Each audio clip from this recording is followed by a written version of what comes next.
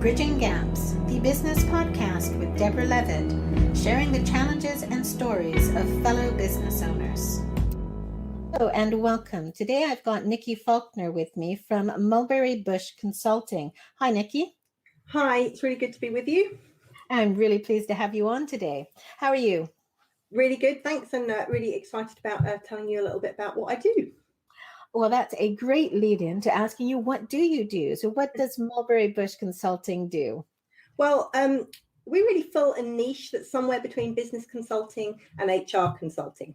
So I'm not an HR consultant. I have a line that I don't cross when it starts getting towards the legal things. But also as a business consultant, most business consultants will look at the entire business, whereas I try to focus totally on the people part of the business and make sure that's working really well, because once you are working with people, obviously you're relying on them to do a certain amount of the work for you to bring your business on and move it forward. So when you go into a company, what would you be? How would somebody know that they could benefit from having you there to assist them? What would be the signs that they need Nikki? So I've got sort of, I guess, three areas that are really key for me. So one would be the small business that maybe has only maybe 4 or 5 employees, and they're probably the first team that business owner's had from starting the business on their own. So that business owner is very good at doing whatever the business does, but they may not have much experience in managing people. And often the point I go in is where they've hired some people, it hasn't worked out very well. They've probably got rid of most of those people, either the people have left themselves or they've had to get rid of them. And they're at the back where they're kind of essentially starting again. And at that point, they've convinced themselves that they actually don't know what they're doing. And at that point, they're ready to work with somebody like me to actually help them come in and put some structure processes, help them build the consistency, help them learn to communicate well with their team, and help them build the right team in the first place. So we do a lot of work around what kind of people they even want to have on board. So not just focusing on whatever technical skill they're going to bring, which is what people normally focus on, but that plus what other things will help them fit well into that particular business, which is usually the part that they haven't got right. And then making sure around that they've got all the structures and processes so that they can actually do things consistently, they're doing the right things, they're making sure they have all the right conversations and making sure that all the right sort of expectations are set so that everybody knows what they're doing. Because I think when you've been working on your own, you have all those conversations in your own head, but you're not used to actually communicating fully to somebody else. And what you think is a full conversation with somebody else may not be what they've interpreted at their end to the same point. So that's one set. The next set I work with is people that are probably somewhere between 10 to 15 employees. So they've had their first growth spurt. They've somehow managed to get it to that point, but they themselves would agree that they don't have any training. They don't quite know how they managed it, but there they are. So that's great. But they're now trying to put probably a bunch of investment in to grow quicker again, and they're going to need to take on a whole bunch more people, and they're probably starting to put their first layer of management in. So they're not going to be the people actually managing the people below them, but they're not comfortable that the skills they have are at a level that they could actually pass it on to somebody else. So they've managed somehow themselves, but they're not sure they could teach that to the next people that need to take over, if you like. And are they acknowledging that they don't think they have the skills, or are they encountering problems and they don't necessarily know that they're the problem? Both. So sometimes they're acknowledging they just don't know, and they're lacking confidence that because they're not quite sure how they've got to where they did, what it specifically they've done has made it work.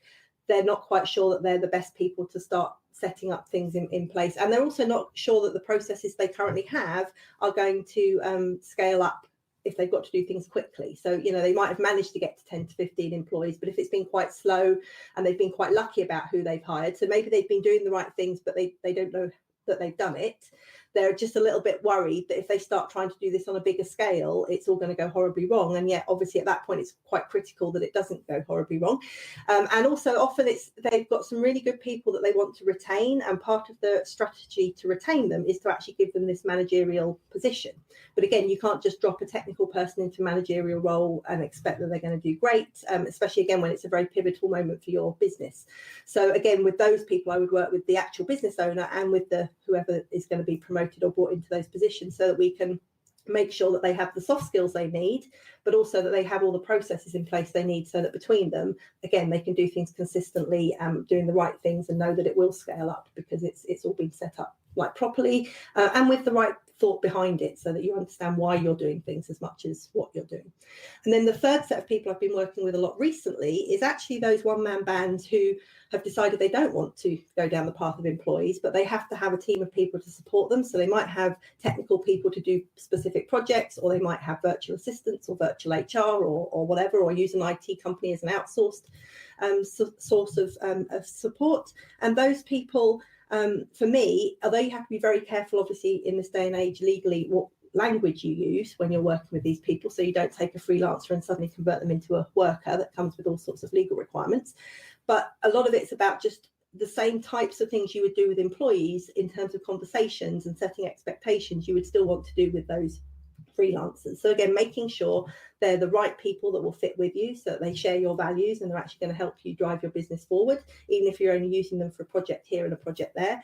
And making sure that you have the right conversations, like up front, to set the scene that says, this is how we work in this business. Like, if we're out with customers, we don't wear jeans, or when we write, we don't use emojis everywhere, but just something that says something about this is us, this is who we are, this is our culture. And if you're supporting us, working with us, whatever, you're going to need to fit in with that. And on top of that, obviously very specific goals around what the project is that we're asking you to do, so that you know what good and finished are. So even if you're not telling somebody what hours to work to get it done or how they need to do it, you're basically saying, let's be very, very clear up front what good looks like and what finished looks like, so that, again, we don't have problems down the line. And those are the same conversations you'd have with an employee, but a lot of people don't think about it when they're working with a team of freelancers. So those are the three groups. Okay, no, that's excellent. And I think that people generally, when you were talking about what good and done means, I think people don't generally actually think about that. We tend to assume that my vision of good and done is clearly what everybody else has understood. And we don't necessarily realize until we get to done that actually there's a problem, because somebody else's done isn't mine. So really having those conversations is key. Yeah, absolutely. And I think it's one of those things that, again, when you've been working on your own, or if you work with freelancers, it just doesn't occur to you that people haven't interpreted your message the way you expected them to. So one of the things I do with a lot of people is say, always question. If you've given somebody some instruction, you don't just give it and leave it and hope for the best. Ask them to tell you back what it was you've asked them to do, because it becomes very quickly clear if they've interpreted some part of your message as more important than you wanted it to be, or less important, or whatever. And it just allows you to say, hang on a minute, before we start working, let me just clarify a few things. Because it's very difficult, like I say, when you have the conversations in your own head, if you haven't got it quite right, you naturally say, that isn't quite what I was looking for. And you just keep working on it until it is what you're looking for. But you don't realize the conversations you're having internally to make that happen. And when you're working with somebody else, obviously you have to have all of those conversations externally, otherwise you don't really get the message across. Yeah, absolutely. And I've always found too that when somebody, you're listening to somebody and you've explained, they've explained something to you and you hear it and you go, yeah, I understand that. But then it's when you try and explain it either to somebody else or back to them that you realize that you don't.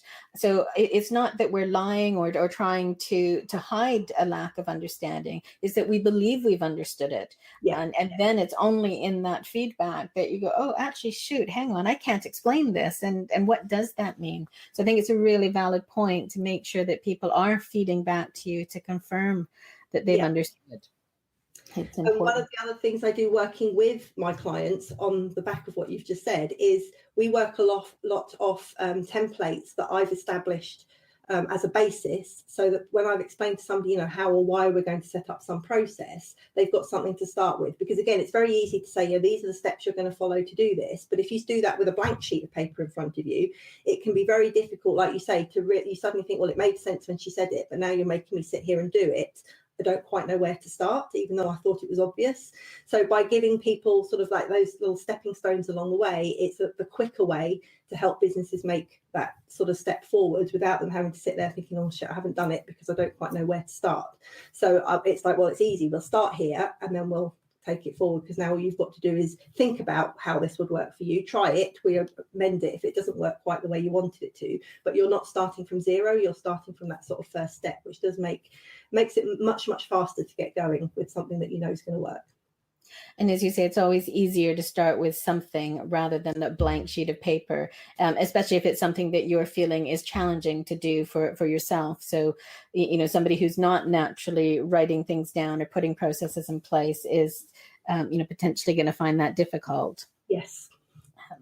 So, Nikki, you come from, a completely different background. You've got, I think, a PhD in geophysics, and have taken this journey to get you to where you are today. How did you find those transitions in terms of moving from your original, role and area of work into more of the people management, and then the transition to being your own company, to coming out of that corporate environment and setting up your own business? Well, for me, actually, it all happened so naturally that I wouldn't have said I even noticed. Like, looking back today, I'm like, they were massive transitions, but I didn't notice at the time as being transitions at all. So initially, when I started out in geophysics, in fact, this morning I was just doing a little bit of tidying, and I came across the papers that I wrote when I came out of doing my PhD. And I mean, I look at them now and I don't even understand what they mean, and I wrote them. So I mean, I've moved so far, it's just unbelievable even to me. But I started off, when I came into the corporate world, I started off as a technical support person, and I was supporting a piece of software that I'd used for my PhD. So I was using it as a geophysicist, which is what it was designed for. So that bit was kind of natural. I'd used it for 5 years. It made sense that that company hired me because I actually knew how to use it. And in fact, I knew how to push it to its boundaries, because in my PhD, I wasn't quite using it for what it was designed for. So I used to talk to their technical support team before I became part of it, to find out how to make it do things it wasn't designed to do. So it was a very natural place for me to start in the corporate world, because it was something I already knew how to do.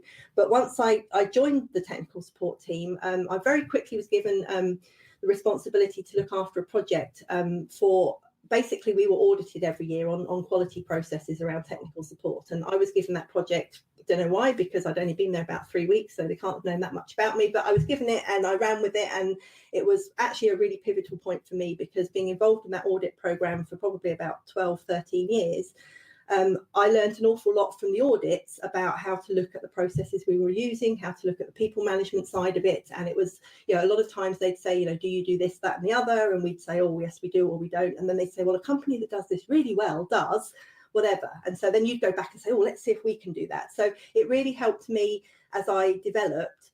Every year we'd get some feedback that you'd be able to use and actually do something with, to make the processes more efficient, more effective, or at least take an idea another company had used and say, well, okay, we can't use it exactly like that, but maybe we can do something similar, because we understand what the point that they're trying to get to was. So having taken on this project, it wasn't long before I became a team leader, where I was doing the technical work, but I was also starting to have some responsibility for a few people. Then I got promoted to be the manager for that team.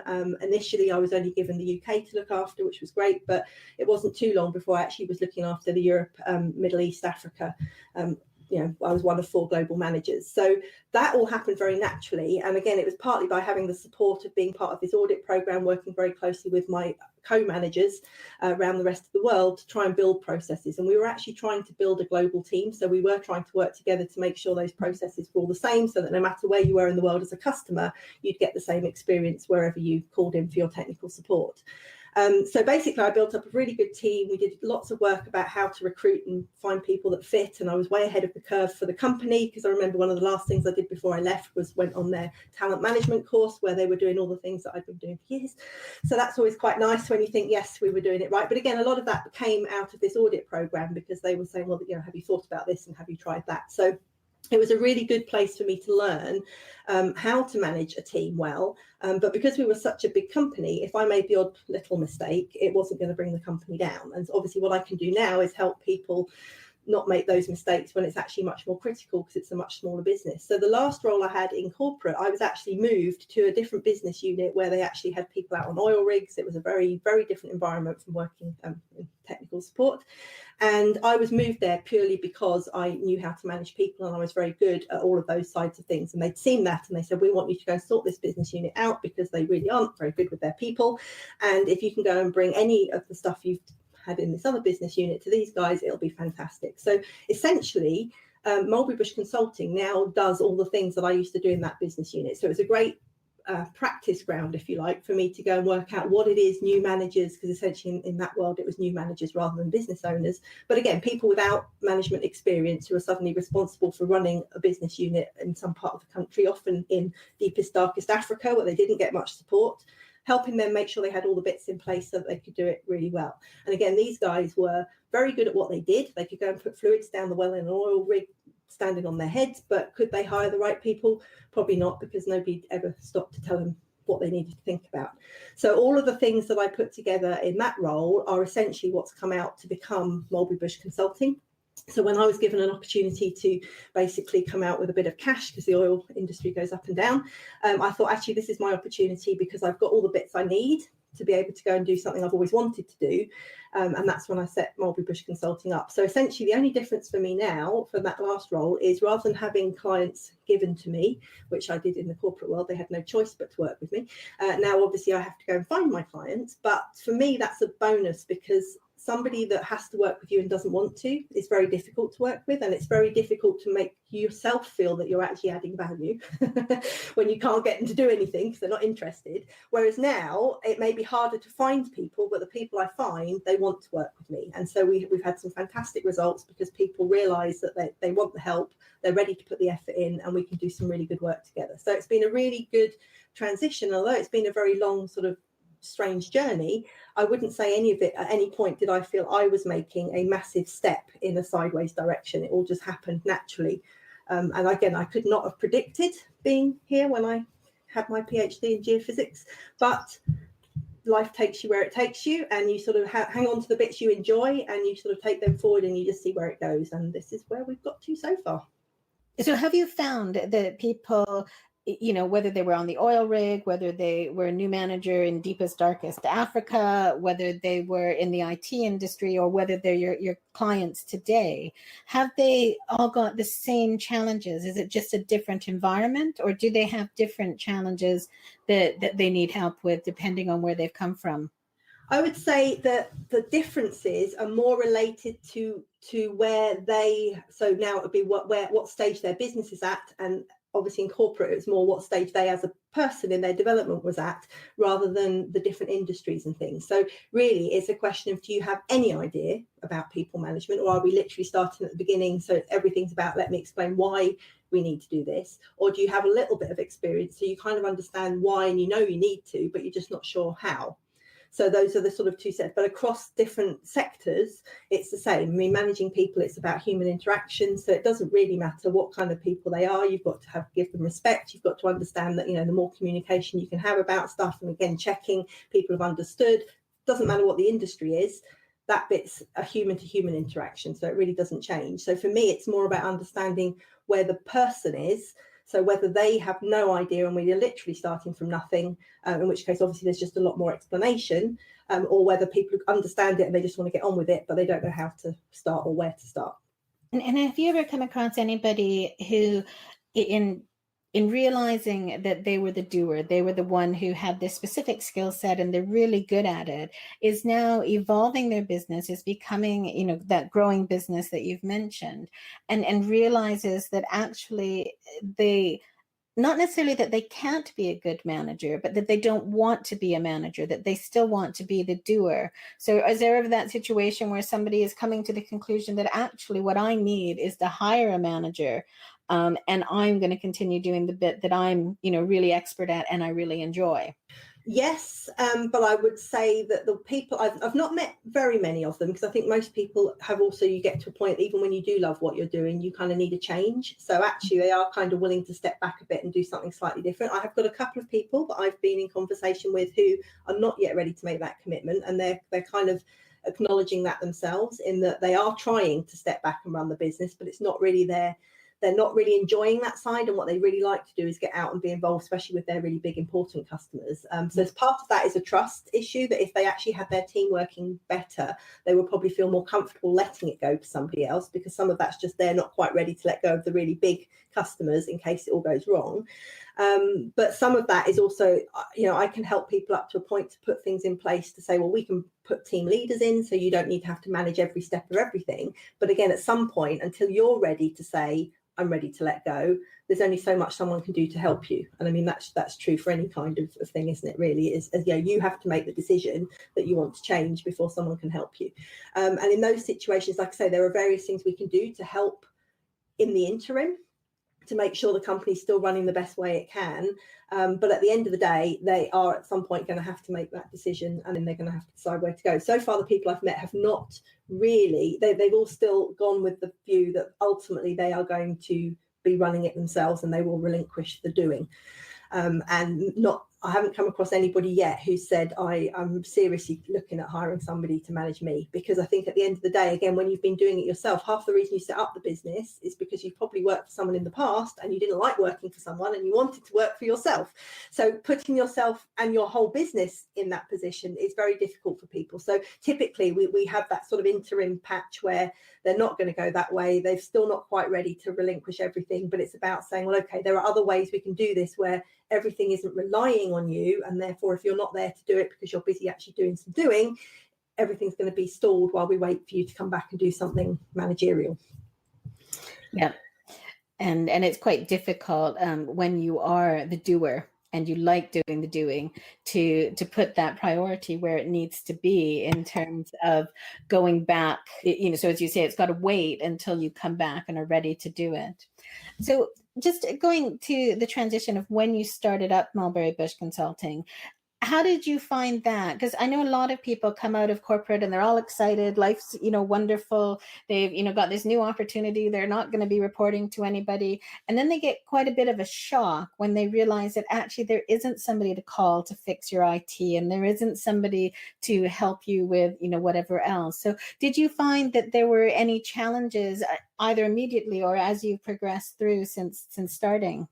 So I'd say there are areas that I already knew were probably going to be my weak areas. And again, I mean, when you're in corporate, you do get the opportunity to get involved in quite a lot of different areas of things. So, there were areas like around finance, which is often what people who set up their own business turn out to hate. I was actually like, you know what, I'm quite good with that. I've managed budgets. I understand how the companies work. I understand the profit and loss and all of that. So I can kind of cope with that. It may be ultimately something that I don't want to look after myself, but I'm actually quite comfortable with it. I'm confident about it and I'm not too worried. Marketing was an area that I didn't have a lot of experience with. So again, with a major thing being when you start a business, you've got to find clients. Obviously, that side of thing, marketing and sales, becomes quite important. So that was an area that I realised quite early on was not my area of expertise. So I did engage with people quickly to say, I'm going to need help as to just, you can attend all sorts of things and people tell you to try this and try that and try something else. But really, you need to kind of understand what sort of business you're running and then talk to somebody that knows, that can say, okay, seriously, to start off with, this is where you need to focus your efforts. So I've been quite realistic about what I can't do or what I don't know how to do, to engage people to sort of help me. And again, I wouldn't have said I'm engaging freelancers to do work for me, but it's been about in the initial phase of having coaches to help coach me through things that I don't know how to do, so that I'm still doing it, but I'm gaining the knowledge and the experience along the way. And is there anything that you would recommend to people who are starting that you would say, actually, when you're starting a business, I really recommend that you do this? So I'm a big planner. I'm very good with my time and I'm very good at organizations, basically what I bring to my clients, and I bring it to myself as well. So right from the beginning, I tried to build something that was quite well documented, so that if I wasn't going to be there to do it, I did want to palm something off to somebody else. It was going to be very easy to do. But I've also been very good about, so I have a 12-month plan, which sort of vaguely says this is what I'm going to try and achieve in the year, but I also break that down by month. So that each month I kind of see what I'm going to do. And at the end of the quarter, I'll look at it and say, okay, well, how are we going? Do we need to adjust things? And then I'm very good at scheduling things in the calendar by sort of like for the coming month, I will put things in the calendar that need to be done if I'm going to achieve those things. But I think one of the things I did learn is it's really, really easy to overestimate how much you can fit in a day. So you go in there and you fill all these things. It might be some of it's physically in the calendar. So you think, okay, the day's full. That's great. But it turns out something you thought was going to take an hour takes 5 days. So that was out right before you even started. Or worse, you put to-do lists together. Well, they don't have times allocated to them. So now if you've got a full day and you've got 20 things on a to-do list, those to-do list items aren't going to get a look in, especially when you've not even estimated the right amount of time for the thing. So I think it's about being very honest with yourself, and probably at the beginning, going with trying not to do very much each day until you actually get a real feel for how long things take. Because what I learned was things take an awful lot longer than I thought they were going to. And so now I'm much better at being able to say, if I'm going to put together a direct marketing campaign, I'm seriously going to need 5 full days to do all the bits and pieces that need to go with that. Now, I can't believe it takes me 5 full days, but it does. And I've timed it, and I've, enough times I've done it that I'm like, that's how long it takes to actually physically do it. Now, again, if I was also then going to farm that out to somebody else to do, I can also be honest to say, well, it takes me 5 days, so I'm expecting it'll take you about 5 days. If it takes you 14 days, then I'm paying you too much, because it shouldn't take you 14 days. So it's actually very valuable, but it's very important to sort of be aware of that as you go, because it's very easy to keep shoving things in, and then people want some other things, or someone gives you another idea, and before you know it, you've added 6 more things to your list of things you're going to do. So it's about keeping your priorities straight and being realistic about how much you can actually achieve, because for me, part of the point of starting the business was not to be working 20-hour days. Now, I could do that quite easily, but that's kind of part of what you're trying to get out of from big corporate, is obviously often having some long hours and things like that. So it's about being really realistic about what you can achieve and whether they're the right things to be working on. Yeah, and I agree completely. And that realistic, I always think that if I think something's going to take an hour, then it's better to allow 3. And if it turns out that it did take an hour, then I've got an extra 2 hours to do something else, which, I can take something else off the list to do. But I think a lot of time people are, they're taking that initial estimate, they're having that massive list of things to do, and then they really get hit and are feeling down, or that they're not very good. Because they haven't achieved it. But the reality is that they never had any hope of achieving it. Yeah. So you're beating yourself up over something that you couldn't achieve. So yeah, realism and being kind to yourself, I think makes a huge difference. Yeah, definitely. And I think actually that's one of probably the biggest things, is the being kind to yourself. When you're part of a bigger organization, it isn't all about you. Whereas when it is just you, you've got to realize that there'll be good and bad days. There'll be days where things didn't go the way you want, or you made a horrible mistake that, no one died, hopefully. Assuming no one died, then, actually, does it matter? What did you learn? It's more important to think in those times, well, what have I learned and what would I do differently next time, than to sit there actually thinking, oh my God, that was awful, I'm a complete failure, which is very easy to do when you're having a bit of a bad moment. And you can have a bad day just because, or you can have a bad day because of something that's happened in the business, and you can't predict it, you can't control it, but all you can do is, it's the way you react to it, I guess, is what makes a difference. And I think when you are on your own, it's about having some sort of support structure, not friends and family, which is important, but you need a support structure within the business of people that you can go and talk to, that understand your challenges, so that you're not also bringing all of your doom and gloom to everybody that's outside of your business, because they don't want to hear it, but also people that really understand, they've been there themselves. So you have a little network. It doesn't need to be a large number of people, but just a few key people that if you're having a really bad day, you can call them up and they can help remind you that actually, yes, you're really good at what you do. And it might not look like that today, but keep going, don't worry about it, and move on. And how do you, how did you actually manage to set that network up? Because again, a lot of people coming out of an environment where everybody else is in a job, is a family, or a friend, a family member or a friend. So getting to know those type of people who do understand and who can help you might not be something that is already set up for you. So how did you establish that network for yourself? There was for me, it kind of came on 2 branches. So I actively went out and started networking. And I would say that probably, I have had some business that's come out of networking, but I wouldn't say that's predominantly the way I get business. So I mostly, I think I do the networking for my own to find, well, sometimes it's to find suppliers, people that will help me do things when I need them. But a lot of it's around building those relationships with people where, you go from going to a networking meeting where everybody's telling you how great their business is, to having some one-to-ones where you really decide that you've got a connection with this person, and then the honesty comes, and then you're both like, well, actually it's not quite as great as I'm making out when I go to the networking meeting, but I'm not going to a networking meeting and telling everybody it's gone horribly wrong. So it's about those moments where you say, yeah, today was a really bad day, but I couldn't tell anybody that, but let's have a chat about it one-to-one, because we trust each other. So they came out from those. Now, obviously you don't go to your first networking meeting and suddenly bond with 5 great people, but it's about finding the right sort of groups that have the right sort of people, and it's just about finding people that connect with you. The other thing I did, I cycle. I'm not as crazy as Anne that you interviewed. I don't do triathlons. I just do the cycling part. But so I belong to a cycling club, and it's quite a large, quite social cycling club. And I actually realised that although I used to go out with them every Sunday, I would probably just talk to a couple of people I knew, and I'd mostly not talk to anybody. I just focus on the cycling.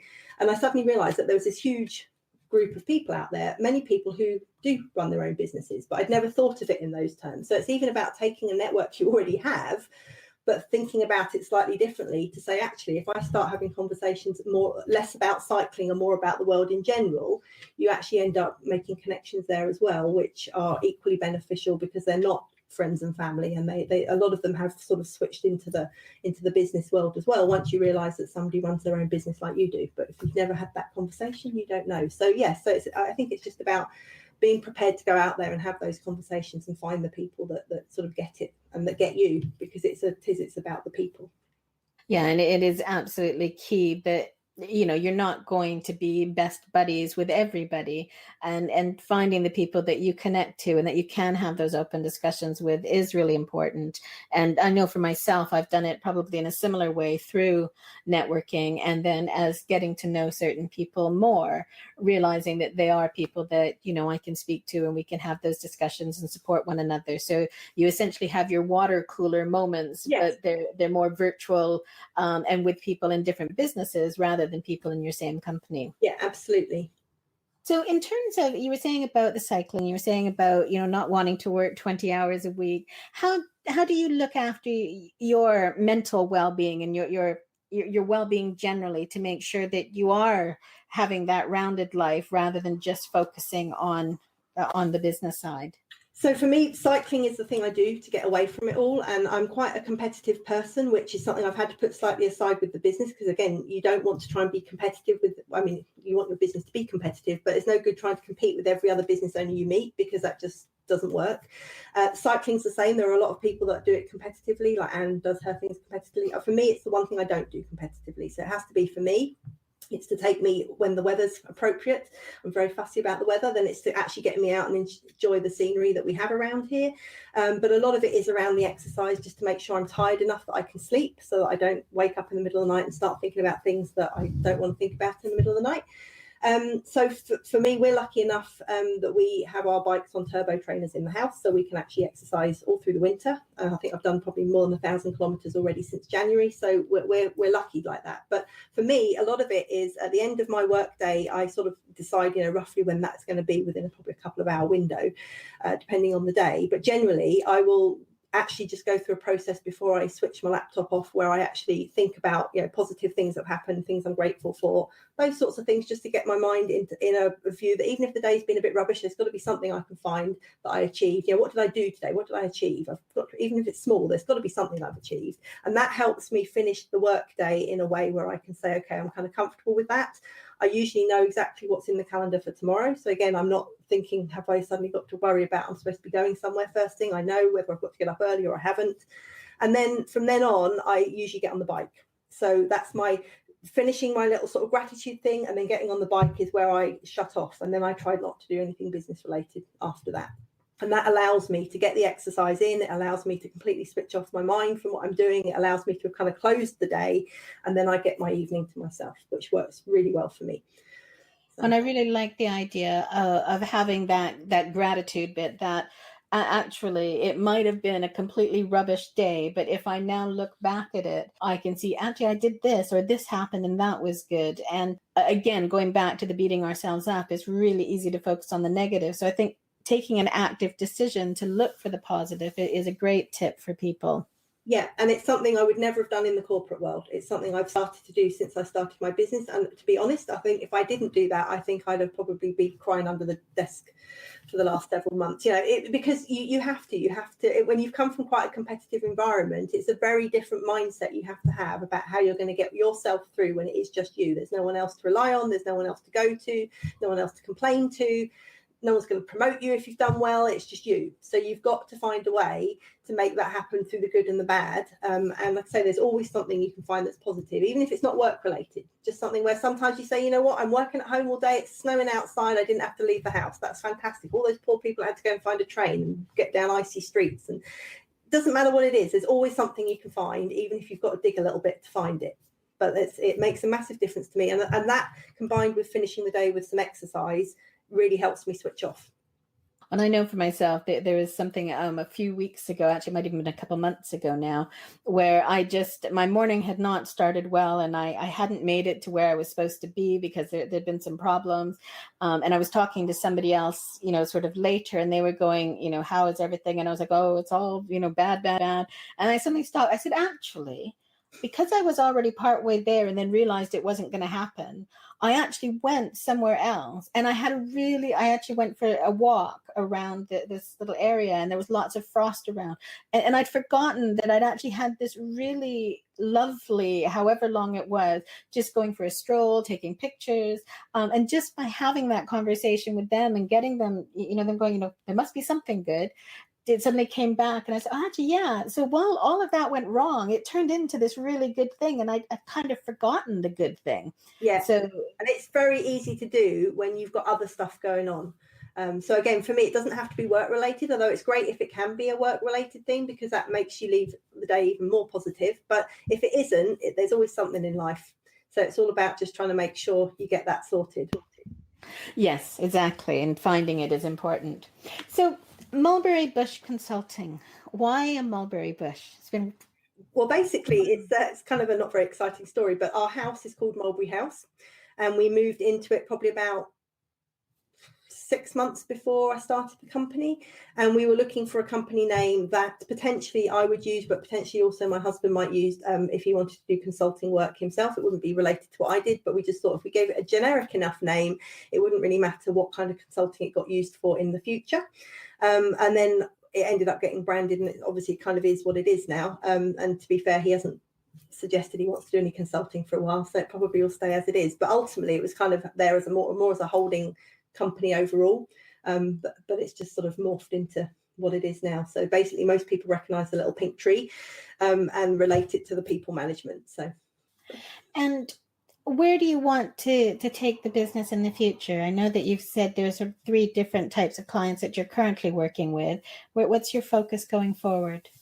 I really like to work with the people that have employees. Like I say, I'm getting involved with people that work with freelancers, but I think for me, my core is really about the people that do have teams of employees. I think the areas at the levels they are may well stay the same, because the way the program I run is set up, it doesn't really matter. We work at whatever level the business is at and what it needs. What I'd probably like to do ultimately is license the program that I have, to be able to license it so other people can deliver it in other areas. We do actually deliver the main 6-month program that I offer remotely. So theoretically, at the moment, I could offer it to anybody, anywhere, anyway. But I think the way things are structured, it would be very easy to license it and have other people who've come from a similar background with similar experience be able to offer something. Again, it's very structured in terms of the program, but the actual work you do with the client is very, very flexible and very obviously set up to be exactly what they need for their situation. So I think it's a very well designed program that you could license and people could use, to help anybody at any stage in the business development. And when you go into a client, do you do an initial assessment or review to find out exactly what it is that they need and how they then progress through those steps, or is it or are they dictating what it is that they want to achieve? So usually for most people, the way it works is that the first thing they would do, so I have a 7-step system, and step 1 is what we call the intensive day. And what we do in that is they get a workbook to complete before we get together, where they basically give me a lot of information about their business, what challenges they're facing, and they also rate a whole series of people management related things to see how they think they're doing on scales of 1 to 10. Then we do the day. In the morning, we focus on what they've written down. So we do the deep dive into their business. We talk about when they say they're a 3 on a scale of 1 to 10, we talk about, well, what did they think that 3 was? And then we sort of talk about some different ideas about things they have tried or haven't tried or whatever else. And then in the afternoon, what we do is we take whatever they've decided the top 3 things are they think they want to do first that would have the biggest impact for them. And we actually do an hour on each. So we actually do something on that day to get them started. So obviously they're essentially dictating what they want to work on. Now, what they came in thinking they might want to work on may end up being different after we've had the morning's conversation. So again, once we've had that conversation, people can become a bit clearer about maybe what is the most important thing, or what will be the quick win for them or make the most difference. If that's all they need to kind of kickstart them, that's great. But if not, then steps 2 to 6 are the 6-month program, and we do a whole series of things in there where, again, it's little bits of training so people understand why. They get to do very guided assignments that helps them put their business into the process, and then we have meetings to make sure we can kind of pull that together to something that will work for them. And then we often have a lot of conversation about how they're going to roll that out, because it's all very well to build a process, but it's another thing to show up one day and say, here guys, we've set goals for you. If goals weren't something you had, and suddenly you walk in and you've got goals, and there's a lot of people thinking, oh, what's going on here? We're not really sure we like this. So a lot of it's around the conversations you need to have to explain to the team why certain things are going to be happening and how it's going to benefit them and the company. And then for those people that want, step 7 is an ongoing mentoring program after that 6 months. So the 6 months kind of gets you everything you need to be really fully up and running for where you are now.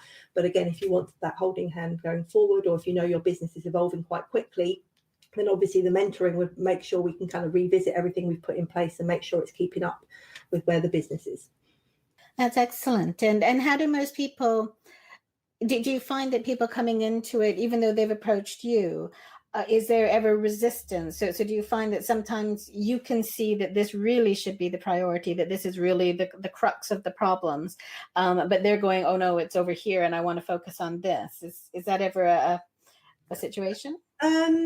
Not usually. So usually the way we look at it is I have 3 kind of key topics. So recruitment, induction, and performance management. And so where we start in those 3, usually we're in agreement in, because it's normally slightly smaller that people are not in necessary. And in the course of then going through the structure, it will come out in the logical order. Because again, when we're talking about recruitment, we don't start by saying, well, let's start by writing interview questions. We start by saying, well, let's think about your business. What's the values? What's the culture?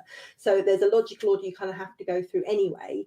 And so even if somebody thought that this was going to be crucially important, or I think it is and they don't, in the end, if we've decided that actually recruitment is the thing we need to focus on first, it will all come out in the wash, which means you don't kind of have to have those conversations, because it makes sense once you start it. Sometimes people say, oh, no, I don't want to worrying about my values and culture. And it's like, well, if we don't, then the whole series of things aren't going to work. And you can't, so there are times we have to say, just humour me.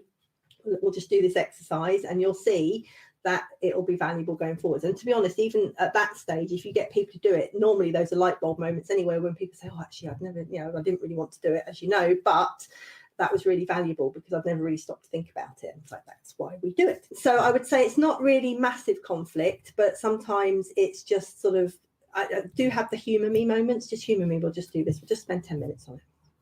And then once people get into it, they realise that actually this is actually, they can see where it's going, and then they're like, okay, I'm kind of with it. But in terms of big topics, normally, I mean, I've had people that have basically come to me because they've lost all their staff and they've started over. So they've just hired people, because they didn't quite start with me before they'd hired people. And they were like, we don't want to do recruitment first because we've just recruited and we don't want you to tell us we've done it wrong. Which I wouldn't do, but I totally get where they're coming from. If I'm suddenly saying this is the process that we really should follow, and you think, oh God, that's just not what I did it all upside down, back to front, it doesn't kind of make you feel great about yourself. So in that situation, we'll say, you know what, an ideal place to start then is induction, because you've got these new guys, so let's start them on it, and that way we can use it almost as a checklist to make sure that anything you think you've told them that you haven't gets caught. We can use them to give their input. What haven't we told you that you would have liked to know? So, and then we'll come back to recruitment at the end, because realistically, hopefully, if we get these next bits right, you won't lose these people, and it won't matter that we've done recruitment at the end. So sometimes it's just taking people's sensitivities into account, given where they are and what they've just been through. But at the end of the day, over the 6 months, they get everything anyway. So it really, really doesn't matter. So that's really interesting to hear about, Nikki, and to hear about some of the ways that you approach things and taking into account people's sensitivities, because I can fully understand that if I've just employed, X number of people and you're going, well, you shouldn't have done it that way, I'm not really going to want to continue sort of looking and thinking, okay, well, that's a great start. So as you say, I mean, I don't go in and say, oh, I wouldn't have done it that way. But even as soon as you start saying, well, yeah, the ideal way to do the process would be to start with this, and you think, well, I know I didn't start with that, then right from the it just plants the seeds of doubt that you've hired the wrong people, and you maybe haven't. right? There's nothing to say that because you hired them in a different way that they are the wrong people. But given that your track record probably is that you've already lost a bunch of people, chances are they're not the right people, but we can still salvage it if we get onto the performance management and we set them good goals. There's a good chance that we can salvage it anyway. Yeah, it's putting that effort into those people to get them to where you need them to be and where they want to be. So Nikki, thank you very much for coming on. It's been really interesting talking to you, and I look forward to seeing you again soon. Great, thank you. It's been a pleasure. Thank you very much. You've been listening to Deborah Levitt on Bridging Gaps, the Business Podcast.